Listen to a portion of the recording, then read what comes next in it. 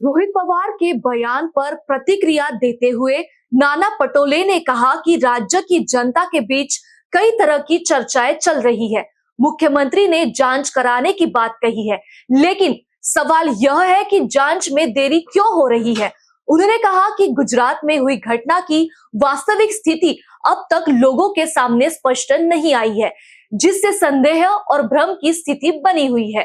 पटोले ने कहा कि रोहित पवार ने पायलट और विमान की स्थिति को लेकर जो मुद्दे उठाए हैं वह गंभीर है। संबंधित व्यक्ति राज्य के उप मुख्यमंत्री रह चुके थे, सत्ता में उनका दल था और वे पार्टी प्रमुख भी थे।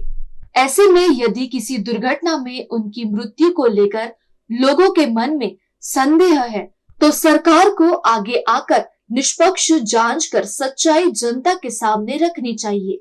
उन्होंने आरोप लगाया कि महाराष्ट्र में जिस तरह का भ्रम और अव्यवस्था दिखाई दे रही है उससे कानून व्यवस्था पर सवाल खड़े होते हैं।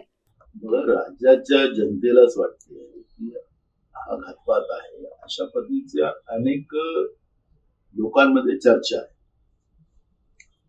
मुख्यमंत्र्यांनी म्हटलं की आम्ही चौकशी लावू, केंद्रीय मंत्र्यांनी म्हटलं की आम्ही चौकशी लावू।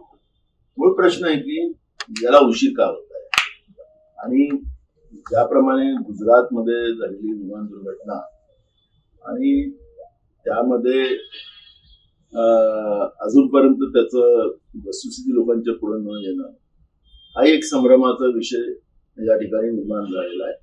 आणि म्हणून रोहित पवारांनी त्याच्यातले काही मुद्दे मांडले आणि त्यांनी पायलट आणि त्या विमानाच्या बद्दलची स्थिती याच्यावरचं मत व्यक्त केलेलं आहे।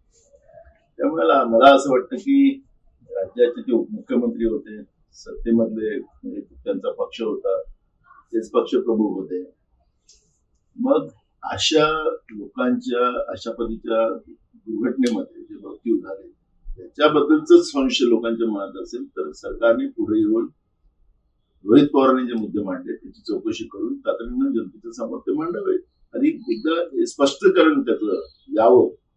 या पद्धतीचा हा गोंधळ आणि संभ्रम हा चुकीचा होत आहे। महाराष्ट्रामध्ये कायदा सुव्यवस्था राहिलाच नाही अशा पद्धतीची भावना आता देशभरामध्ये चाललेली आहे आणि म्हणून सरकारने पुढे येऊन या सगळ्या गोष्टींची चौकशी करावी ही भूमिका आमची आहे। प्रफुल्ल पटेल के संदर्भ में पटोले ने कहा कि टीवी चैनलों पर चल रही खबरों के अनुसार यह जानकारी सामने आई है कि जिस अंतिम फाइल पर दादा ने दस्तक्षर किए उसी के कारण उन्हें देरी हुई। यह भी कहा जा रहा है कि उस फाइल पर हस्ताक्षर करने के लिए गोंदिया के एक व्यक्ति ने आग्रह किया था। बताया जा रहा है कि वह फाइल गोंदिया की एक राइस मिल से संबंधित थी। हालांकि पटोले ने स्पष्ट किया कि इन सभी तथ्यों की सच्चाई जांच के बाद ही सामने आएगी। उन्होंने कहा कि रोहित पवार द्वारा उठाए गए सवालों के मद्देनजर पूरी घटना की जांच आवश्यक है। मला जे काही तुमच्या दूरचित्रवाणीवरून पेपरला ज्या काही बातम्या आल्या त्याच्यावरून जी शेवटची फाईल दादानी उशिरापर्यंत ती फाईल तिथं नव्हती, ती फाईल शोधायला वेळ झाला आणि त्याच्यामुळे दादाला वेळ झाला आणि तिच्यावर सही करूनच जा अशा पद्धतीचा आग्रह गोंदियाच्या राईस मिलच्या बद्दलचा त्यांचा होता। अशा पद्धतीच्या ज्या बातम्या येतात आहे ते आता सत्य काय त्याच्यातलं काय आहे ते चौकशीमध्येच पुढे येईल आणि या निमित्तानं त्यांनी रोहित पवारांनी जी भूमिका मांडली की तिकडले जे मोठे नेते आहेत त्यांच्या आग्रहाने ते झालेले आहे आणि म्हणून ते प्रफुल्ल पटेलवरच सुई त्याच्यामध्ये जाते आहे।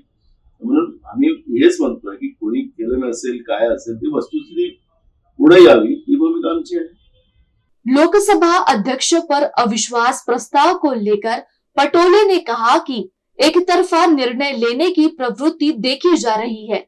उन्होंने आरोप लगाया कि कुछ नाम अंतर्राष्ट्रीय स्तर पर चर्चित फाइलों में सामने आए हैं और अन्य देशों में ऐसे मामलों में इस्तीफे लिए जाते हैं, लेकिन भारत में प्रधानमंत्री इस मुद्दे पर चुप है।